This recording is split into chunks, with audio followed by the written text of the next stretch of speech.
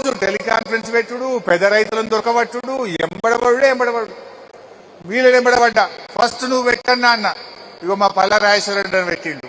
ప్రభాకర్ అన్న పెట్టు అన్న, ఎంబడబడితే అన్న 25 ఎకరాలు పెట్టిండు. దేశపతి అన్న ఎంబడబడ్డ, నువ్వు కూడా పెట్టండి, ఈయన ఒక 7 ఎకరాలు పెట్టిండు మా దేశపతి అన్న. మా శ్రీకాంత్ పెట్టిండు. పెట్టనోళ్ళు లేరుగా. మేము కనబడితే మా లీడర్లను ఆయిల్ పంప్ పెట్టినావా అని ముందు మీరు పెడితేనే రైతులు పెడతారు అని ఎంబడబడుతుంటే అట్లా పెట్టంగా ముందుకు సాగింది. అంటే ఒక ఆయిల్ పంప్ పెట్టాలంటే అపనమ్మకం ఉండే. ఏందో ఇది కొత్త కథ చెప్తుండు. బంగారమో నియమ 2 పసలు మంచిగా కాళేశ్వరం వచ్చింది, వట్టిగానే వరి పంట బ్రహ్మాండంగా వండుతుంది, అల్కగా వండుతుంది, ఇది ఏంది ఈ ఆయిల్ పంప్ అనుకున్నారు. ఎందుకంటే మనం వరి వండుతుంది, ఎకరాన 30,000 కంటే ఎక్కువ మిగులుతలేవు.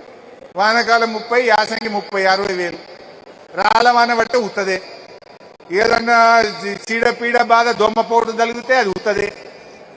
ఎప్పుడు ఏమయ్యేది తెలియదు. ఆ 60,000 పక్కా మిగిలేదు లేదు.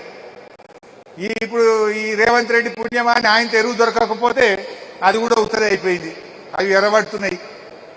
ఇట్లాంటి వాటి బాధలు లేకుండా ఎకరాన 1,50,000 రూపాయలు బంగారమోలే జీతం పడ్డట్టు పడే పంట ఆయిల్ పామ్ పంట. అందుకో మా వేమలంకన్న కూడా పెట్టిండి నేను చెప్తే బతిలాడితే మొదలు పెట్టింది, ఇప్పుడు కొత్తగా వచ్చింది. ఇట్లా ఎంతో మందిని కనబడితే ఎంబడబట్టి బాలమ్మలతో కూడా పెట్టించిన. ప్రతి ఎంపీపీ జడ్పీటీసీ ఎంబడబట్టి పెట్టించిన.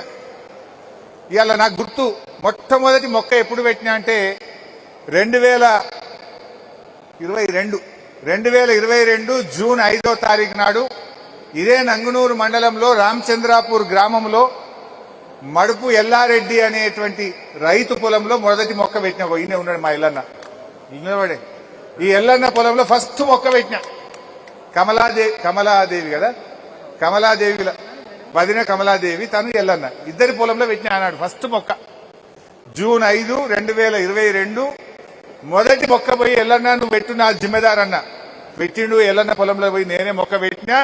ఎల్లన్న పెట్టింది 2 ఎకరాలు, కానీ ఇప్పుడు బ్రహ్మాండమైన పంట వెళ్తుంది. ఎంతనే? 5 ఎకరాలు. ఎంత వచ్చినాయి?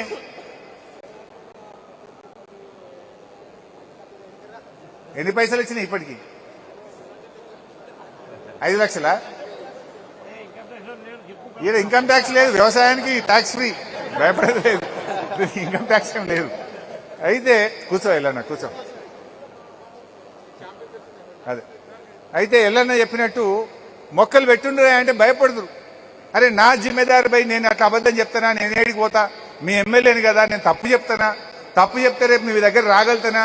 నాకు ముఖం చెల్తుందా అని ఇట్లా బతిలాడి ఒక్కొక్క ఎకరం ఒక్కొక్క రైతుతో మాట్లాడి పంట పెట్టించినాం. ఇవాళ నిజంగా ఆ కళ సాకారమైంది. పంట చేతికి వచ్చింది, కళ్ళ ముందు ఫ్యాక్టరీ కనబడుతుంది, బ్యాంకులో డబ్బులు పడతా ఉంటే నిజంగా అందుకే ఇది ఒక భావోద్వేగము, ఇది ఒక ఆనంద బాష్పాలు రాల్చేటువంటి సమయం అని చెప్పి నేను ఇవాళ ఎంతో సంతోషంగా మాట్లాడుతా ఉన్నా. కళలు కనడం వేరు, కళలు నిజమైనటువంటి వేళ నిజమైనటువంటి ఆనందం. ఇది ఒక వ్యక్తికో ఒక ఊరికో జరిగే లాభం కాదు. ఇది యావత్ ఒక చుట్టుపక్కల 5 జిల్లాల రైతులకు ఈ ఫ్యాక్టరీ ఒక వరప్రదాయిని కాబోతా ఉంది. జనగామ జిల్లా గాని, ఇటు యాదాద్రి భువనగిరి జిల్లా గాని, అటు మహబూబాబాద్ జిల్లా గాని, ఇటు మెదకు, సంగారెడ్డి, అటు వనపర్తి, నారాయణపేట, అన్ని జిల్లాల మాల్ కూడా ఇడికే వస్తుంది. అంటే ఎంత లాభం అయితే ఆలోచించండి. నాకు ఈ మధ్య డాక్టర్ చంద్రారెడ్డి సార్, సిద్దిపేటలో డాక్టర్ చంద్రారెడ్డి అంటే తెలియని వాళ్ళు ఉండరు కాదు, ఫేమస్ మీ అందరికీ. చంద్రారెడ్డి సార్ మొన్న కలిసిండి ఎన్నో ఫంక్షన్లో. అప్పుడు ఆయన ఎంబడబడి పెట్టు సార్ అంటే ఒక 8 ఎకరాలు పెట్టిండు. నేను బతిలాడితే మందపల్లి కాడ మెయిన్ రోడ్కే ఉంటుంది, రాజీవ్ రహదారి మీద. బతిలాడంగా 8 ఎకరాలు పెట్టిండు. హరీష్ రావు సాబ్ అప్పుడు నువ్వు చెప్తే ఏమో అనుకున్నా, కానీ పంట బాగా వండింది. ఆ మామిడి తోట జర ముసళ్ళు అయిపోయింది, 30 ఏళ్ళు అయింది, కొట్టేసిన ఇంకా 10 ఎకరాలు పెడుతున్నా ఆయిల్ పామ్ అంటుండు. 8 సోపతికి ఇంకా 10 పెడుతున్నా అంటుండు. అంటే ఇప్పుడు నేను అడగవలసిన అవసరం లేదు. మన అక్కనపల్లిలో మా నాగేందర్ అప్పుడు బతిలాటో 5 ఎకరాలు పెట్టిండు. ఇప్పుడు పంట చేతికి వచ్చింది, మజా దొరికింది, మళ్ళీ 5 ఎకరాలు తలిగించిండు. ఆయన వరి తీసి పారేసిండు, మొత్తం మళ్ళీ 5 ఎకరాలు తలిగించిండు.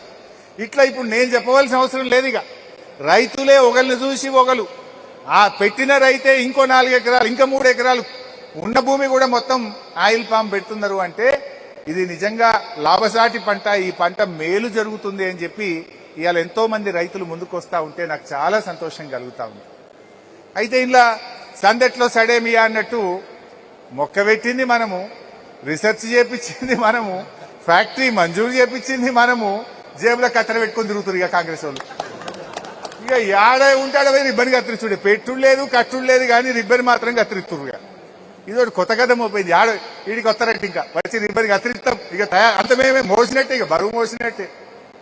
ఈ ఎవరు పెట్టించిండ్రు, ఎవరు దండాడిండ్రు, అసలు ఈ నీళ్ళు ఎట్లా వచ్చినాయి, ఆ చెక్ డ్యామ్లు ఎట్లా కట్టిండ్రు, ఆ చెరువులు ఎట్లా అయినాయి, కాళేశ్వరం నీళ్ళు ఎట్లా ముట్టినాయి, ఈ నర్సరీలు ములుక్కాడ ఒక నర్సరీ పెట్టినాం, రంగనాయక సాగర్ కాడ ఒక నర్సరీ పెట్టినాం, ఈ హుస్నాబాద్ కాడ ఒక నర్సరీ పెట్టినాం. ఆయిల్ పామ్ మొక్కలు పెంచడానికి కూడా 3 నర్సరీలు పెట్టి తండ్లాడి మొక్కలు పెంచి రైతులకు ఇచ్చి దీన్ని అంత చేసి పెడితే ఇక మేము ఇక తిరిగి వస్తామన్నట్టు వచ్చింది. ఇక ఈ రకంగా జరుగుతూ ఉంది. ఏమంటావే, వంట అయినాక గంట తిప్పినట్టు అంటుండు మల్లన్న. అయితే ఇలా నాటింది విత్తనం నాటింది బీఆర్ఎస్ ప్రభుత్వం, కానీ పన్ను తినడానికి మాత్రం కాంగ్రెస్ వాళ్ళు బయలుదేరలేదు. మొక్క పెట్టింది, పెంచింది, పోషించింది బీఆర్ఎస్. ఆ పనులు వస్తే మాత్రం ఇక మేము తెంపుకుంటామట్టు. అమాయకులు అంత ప్రజలకు తెలియదా దాని వెనుక చెమట చుక్కలు ఎవరి పడ్డాయి, దాని వెనుక తన్నాటెవరి, ఈ నీళ్ళు ఆడికెళ్ళి వచ్చినాయి, ఈ మొక్కల ఆడికెళ్ళి వచ్చినాయి, ఈ ఫ్యాక్టరీ ఆడికెళ్ళి వచ్చింది తెలియదా. ఈ ఫ్యాక్టరీ ఆ రోజు నిరంజన్ అన్న వ్యవసాయ శాఖ మంత్రిగా ఉండే, ఆ రోజు మీరు కూడా ఉన్నారు అందరూ. 13 ఏప్రిల్ 2022 నాడు అప్పటి వ్యవసాయ శాఖ మంత్రి నిరంజన్ రెడ్డి గారిని ఇక్కడ తీసుకొచ్చుకొని మీరందరూ కూడా ఇలా డాయస్ మీద ఉన్న వాళ్ళు ఉన్నారు. 2022 ఏప్రిల్ నాడు నిరంజన్ అన్న చేతుల మీదుగా శంకుస్థాపన చేసిన ఫ్యాక్టరీ ఈ ఫ్యాక్టరీ.